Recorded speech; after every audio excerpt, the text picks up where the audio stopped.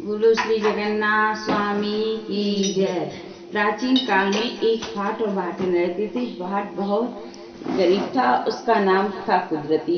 एक दिन भाटिन ने अपनी लड़की और दामाद को भोजन कराने की इच्छा प्रकट की। भाट प्रसन्न होकर कई गांवों से भिक्षा मांगकर खूब सामान इकट्ठा कर लाया। भाटिन ने कई गांव से भिक्षा बहुत बढ़िया भोजन बनाया। भोजन बनाकर वह हाथ पांव धोने के लिए बाहर गई थी। इसी बीच भाट ने घर में जाकर देखा तो वहां एक बड़ी और एक छोटी केवल 2 ही रोटियां थीं। भाट और भाटिन यह देखकर बहुत दुखी हुए। खैर उन्होंने दामाद को बड़ी रोटी और लड़की को छोटी रोटी खिलाकर विदा कर दिया। उसी समय श्री जगदीश जी के दर्शनों के लिए यात्रा मार्ग में जाते हुए भाट ने देखा कि बहुत से आदमी वृक्ष की पत्ती तोड़ तोड़कर दोने पत्तल बना रहे हैं। लोगों से पूछने पर उसे मालूम हुआ कि राजा के महल में श्री जगदीश जी का भंडारा है।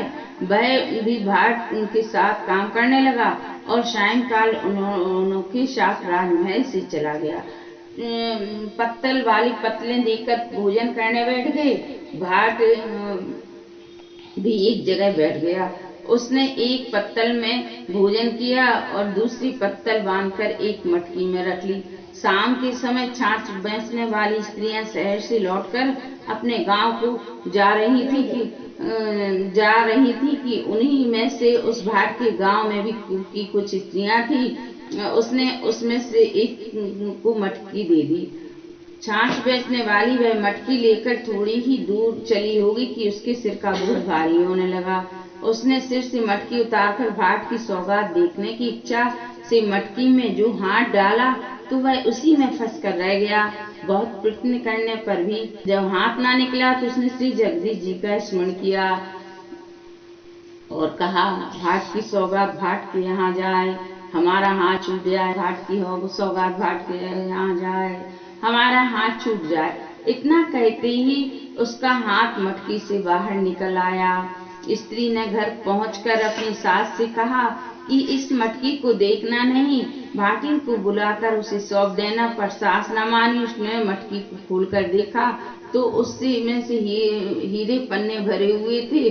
उसने उस मटकी को अपने घर में रखकर भाटिन को एक मटकी भर गेहूं देने का विचार किया। जब उसने गेहूं निकालने के लिए कच्ची कुठार का छेद खोला तो उसमें से कीड़े निकलने लगे। यह देखकर सास घबराई और बोली, भाटिन की सौगात भाट के यहाँ जाए, हमारे गेहूं के गेहूं हो जाए। इतना कहते ही कुठार के गेहूं ज्यों के त्यों हो गए। सास ने भाटिन को बुलाया और उसे बंद मटकी सौंप दी। भाटिन ने मटकी को घर ले जाकर खोला तो उसने उसे बहुमूल्य हीरे पन्ने से भरपूर पाया।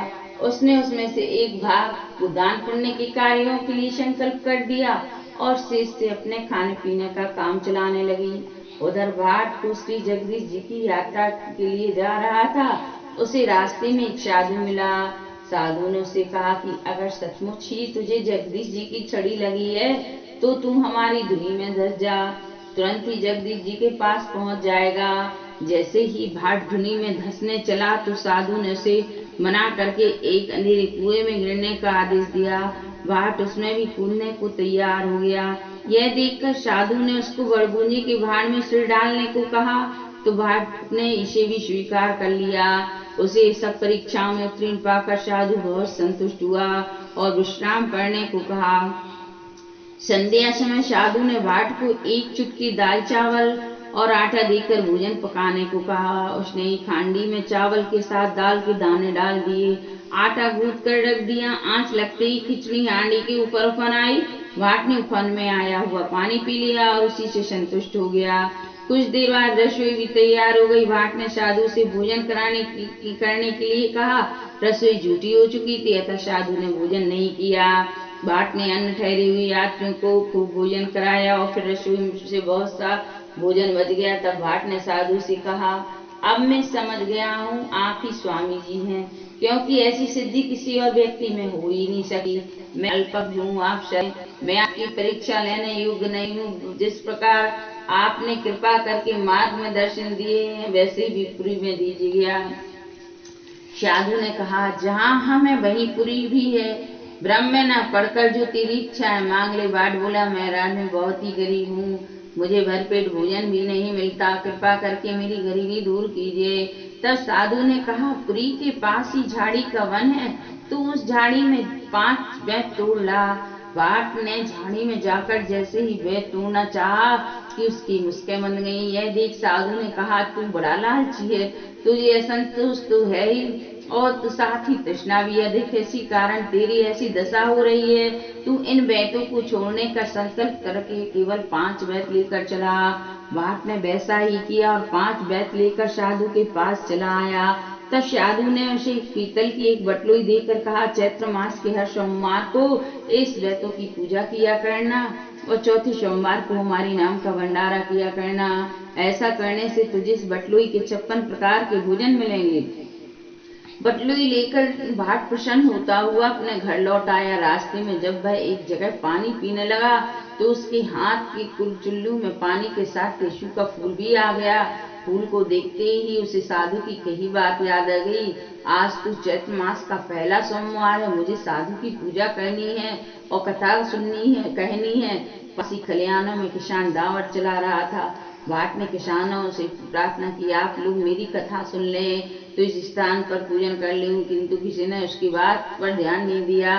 वह निराश होकर आगे बढ़ गया। उसके जाते ही किसानों के खेत आपके आप जलने लगे। यह देखकर सब दौड़ते हुए भाट के पास गए और उससे वापस बुला लाए। भाट ने लौटकर खेतों बेतों की पूजा की और साधु की कथा कही।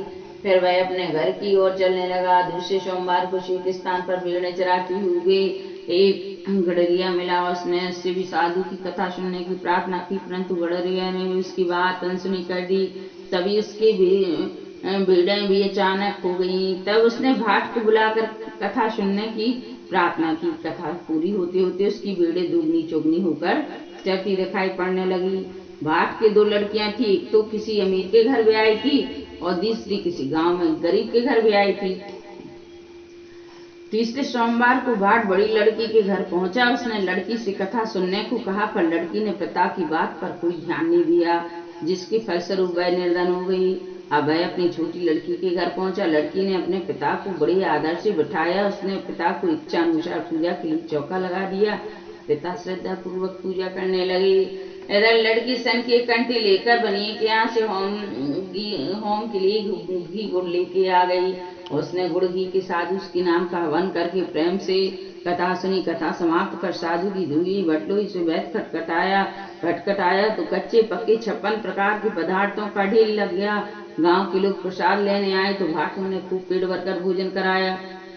चलते समय भाट ने अपनी लड़की को भी श्री स्वामी जी का स्मरण ध्यान करने के लिए आदेश दिया। उस लड़की ने वैसा ही किया करना शुरू किया, जिससे उसके घर में दिन प्रतिदिन धन दान की वृद्धि होने लगी।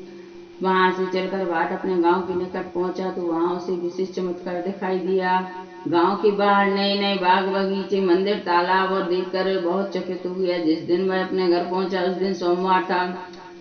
उसने गांव भर के लोगों को निमंत्रण दिया और बेतों की पूजा करके बटलोई को बैठ खटखटाया तो 56 प्रकार के पदार्थों के ढेर लग गए। गांव के छोटे बड़े सभी लोगों ने उनके यहाँ भोजन करके आए और भोजन करके आनंदित होकर चले गए। बाद में राजा के यहाँ प्रसाद पहुंचाए। राजा को अपने नाई द्वारा पहले ही भाट की बटलोई की करामत का समाचार मिल चुका था। राजा ने यह बात सब मंत्रियों से कही और यह भी बताया कि किसी युक्ति से भाट के पास से यह करामती बटलोई ले ली जाए। मंत्रियों ने सलाह दी कि राजकुमार के भाट के घर भेजना चाहिए, वह हट करके उससे बटलोई ले लेगा। यदि वह राजकुमार को बटलोई ना दे तो बलपूर्वक उससे बटलोई छीन ली जाए। दूसरे दिन राजकुमार कुछ सेवकों के साथ भाट के घर आया। जब उसने भाट की उसे बटलुई मांगी तो उसने प्रसन्नता पूर्वक बटलुई राजकुमार को दे दी। बटलुई पाकर राजा भी हर्ष से फूला न समाया। उसने समस्त नगर वासियों की भोजन के लिए न्योता दिया, किंतु जब बटलुई में बंद डालकर खटखटाया तो उसमें से कुछ भी ना निकला। भोजन के लिए आए लोग भूखे बैठे थे, भंडारे में भी अनाज नहीं था। राजा ने क्रुद्ध होकर भाट को पकड़ने के लिए सिपाही भेजे, पर वह पहले ही निकल चुका था। कुदरती भाट घबराया हुए श्री स्वामी जी की ओर भागता चला जा रहा था। रास्ते में से 2 आम, 2 वृक्ष, 2 पोखरे, एक बोझ वाली स्त्री एक सांप और बिना सवार का घोड़ा। घोड़े ने उससे कहा कि भाई स्वामी जी से कहना मेरा संदेश कहना कि बहुत दिनों से सजा सजाया फिर रहा हूँ, किंतु मुझ पर कोई सवारी नहीं करता। आगे बढ़ने पर बाट को एक नदी और एक गांव, एक अधबने मकान का मालिक उन्हें सब दुखी थे। सब उन सबके संदेश लेता हुआ भाट जगदीश जी के निकट पहुंचा थे। श्री स्वामी जी ने उसे पुनः साक्षात दर्शन दिए। उसने स्वामी जी को साष्टांग प्रणाम करके बटलुई की घटना उन्हें सुना दी और अपने बड़े नमांत को भी समाचार भी बता दिया। स्वामी जी ने कहा, घर लौटकर राजा रानी से अपनी बटलुई ले लेना और ले लो और अपने बड़े दमाद को भी कहानी सुना दो। स्वामी जी को दंडवत प्रणाम कर भाट अपने घर की ओर चल पड़ा। वह जितने कदम घर की ओर उठाता उतना ही बहरा होता जाता। आखिर घबरा कर वह पुनः स्वामी जी की ओर चला। वहां पहुंचकर उसने सबके संदेश कह सुनाए। श्री स्वामी जी ने प्रकट होकर कहा कि वे दोनों आम पूर्व जन्म के मामा भांजे हैं। मामा ने भांजे की धरोहर खाई थी, इसी पाप से उनको यह दशा हुई है। तुम दोनों वृक्षों में से 5-5 आम खाना। तब सब उसके फल खाने लगेंगे। दोनों पोखरे पूर्व जन्म की देवरानी जेठानी भी सदा कलह करती रहती थी, कभी भी मिलकर नहीं रहती थी। इसी कारण उनका जल कोई नहीं पीता है। तुम दोनों पोखरों में से 5-5 चुल्लू जल पी लोगे तो सब लोग उसका जल पीने लगेंगे। बोझ वाली स्त्री मतलबी है, उसने पहले जन्म में दूसरों से अपना बोझ तो उतरवाए ले उनके बोझ नहीं उतारे, इसलिए उसे दंड मिला है। तुम उनके बोझ को छू दोगे तो वह सिर से उतर जाएगा। सिर पर बड़ा भारी तवा लेकर फिरने वाली स्त्री, जिसने सास ननद की ओट करके चूल्हा पर तवा चढ़ाया और खाने बैठ गई, तुम्हारे द्वारा उसका तवा छूते ही उसका पाप दूर हो जाएगा। पीछे कमर पे पीड़ा लिए फिरने वाली स्त्री बड़ी अभिमानी है। उसकी सास ननद जब पृथ्वी पर बैठती थी तो वह पीड़े पर बैठती थी, इसी कारण अब उससे वह चिपका फिरता है। तुम्हारे छूते हुए पीड़ा गिर जाएगा। आधा बिल में और आधा बाहर रहने वाला सर्प पिछले जन्म का प्रधान है। उसने औरों की विद्या तो ली किंतु अपनी विद्या किसी को और नहीं दी। तुम्हारी छूते ही वह चलने लगेगा। गाय पहले जन्म की स्त्री है, उसने अपनी सौत और अपने पुत्र में झगड़ा कराया था, इसलिए अब उसे माँ बेटे का वियोग हुआ है। तुम उनको मिला देना। घोड़ा अपने स्वामी को रण में जुझा कर भागा था। उस पर सवार होकर जब 5 कदम चलोगे तो सब उसकी सवारी करने लगेंगे।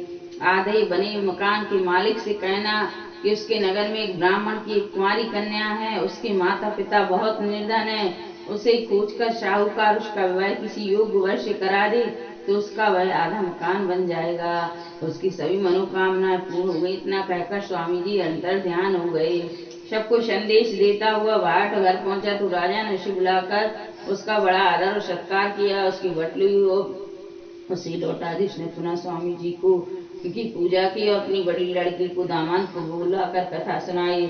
इससे उनकी संपत्ति पहले की तरह हो गई। इस प्रकार कुदरती भाट की यात्रा के समय से ही तीसरा सोमवार की पूजा का प्रचलन है। टेसु के फूल से सब प्रथम पूजन की जाती है, तभी से आरंभ हुआ, इसलिए इसे तीसरा सोमवार कहते हैं। बोलो जगदीश स्वामी जी की जय, जगन्नाथ महाराज की।